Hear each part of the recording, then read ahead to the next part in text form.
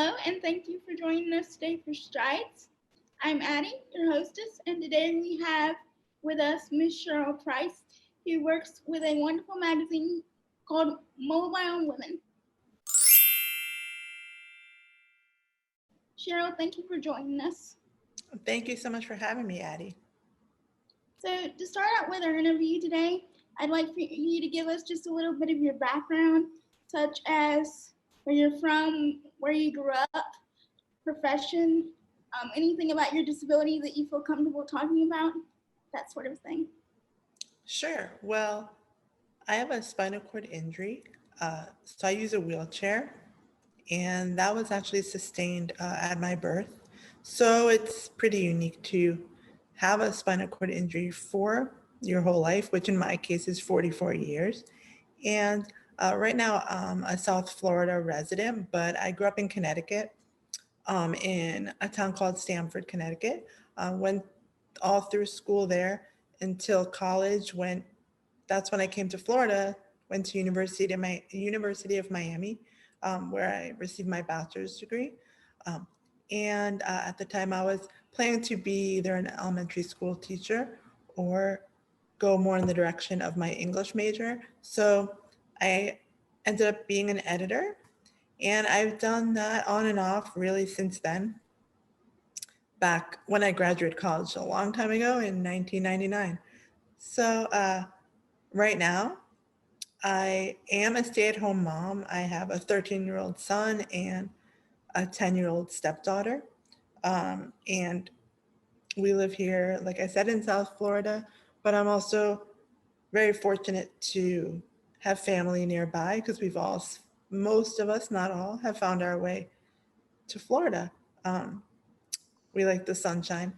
So I've been also very lucky to, with my editing background, work, as you mentioned, with mobile women.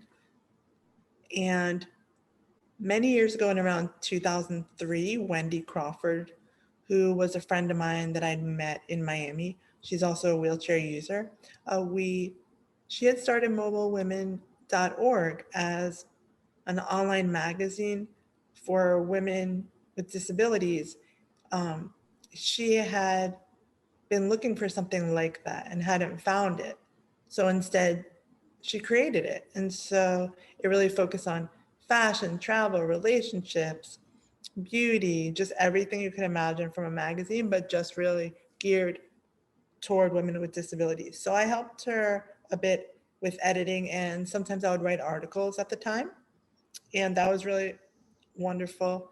But now, if you fast forward to where we are today, um, Wendy's working on another project, which I'll mention in a bit, and Bethany Hoppy is now basically in charge of Mobile Women as the editor in chief, and I'm really managing editor. And together we work on Mobile Women, which is really now a private networking and resource page for women with disabilities. So not so much as a magazine now, but we do have people that will write things sometimes, and we also have a YouTube page of Mobile Women where we put videos that we create and share. So it's a great place for women to join and know that it's a private community where we support each other, share ideas, advice, and it's been really wonderful.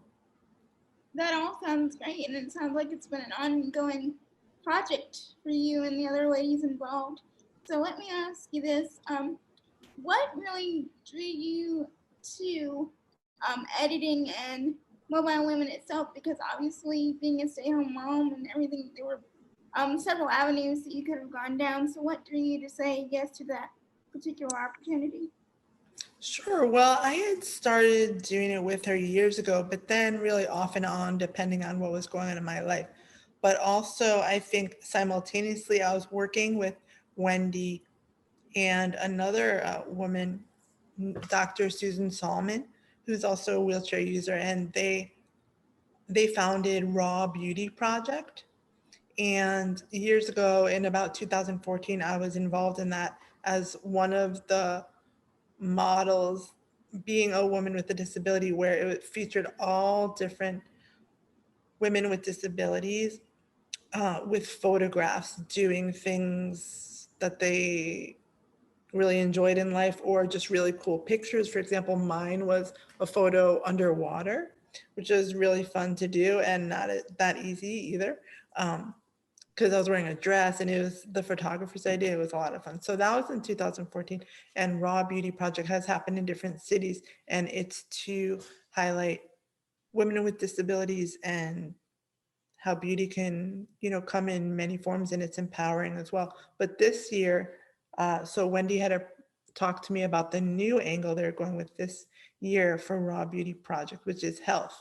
So Raw Beauty Project Health this time is focusing on the health inequities for women with disabilities. How, for example, it might be difficult for some to encounter a scale that we can get on in our wheelchair. That's not something I've ever really been given the option of at a doctor's appointment, or, for example, height adjustable examination tables. These are all like barriers to healthcare. And so we're working on, and I'm doing the communication for Raw Beauty Project Health, which will have a virtual exhibit in November and then an in-person exhibit on December 4th in Miami, Florida. So because I was starting to work on that as the communications contact with Wendy, and Mobile Women had shifted to Bethany, and then this was all kind of at the time of the pandemic where the kids were here doing virtual learning. And then everybody was like kind of going crazy with not knowing what the future would hold. I was reading a lot of books to pass the time, which is great. But then you feel like the need to do something meaningful. And so this opportunity to get back and work more on Mobile Women and introduce more women to the networking page on Facebook, and then create an Instagram for it. So it's been really wonderful. And there's more than 2,200 women on the Mobile Women page on Facebook. And Raw Beauty is also doing really well. So I think it was just great timing too, because there was so much time at home. So you can really still make a difference and do things thanks to technology from home, as you know. You've obviously been very busy, but that's not such a bad thing. Right. Yes. So let me ask you this: with all the work you've been doing, what would you say is both your favorite and least favorite part about what you do? Well, let's see. My favorite is connecting with women from around the world.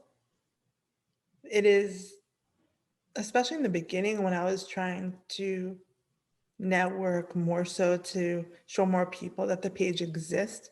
Every day I was mind blown because Facebook has the algorithm where it's kind of scary, but in this case useful, where it would just keep suggesting women that really did fit the criteria, where they would possibly enjoy or benefit from being part of the Mobile Women community. But it's just like every day, so many suggestions. And that was really mind-blowing to see how many women with disabilities are out there. Because if you're sitting in your house, you don't really know what's out there, and if you're not looking online and connecting. So it was really powerful and empowering, because you feel part of a really strong and larger community. And then least favorite, I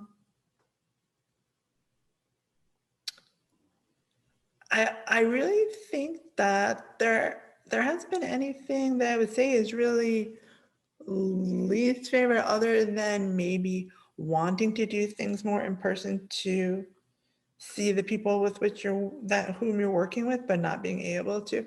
And but now we know that's all changing a little bit, hopefully, where things are getting better. Let's hope.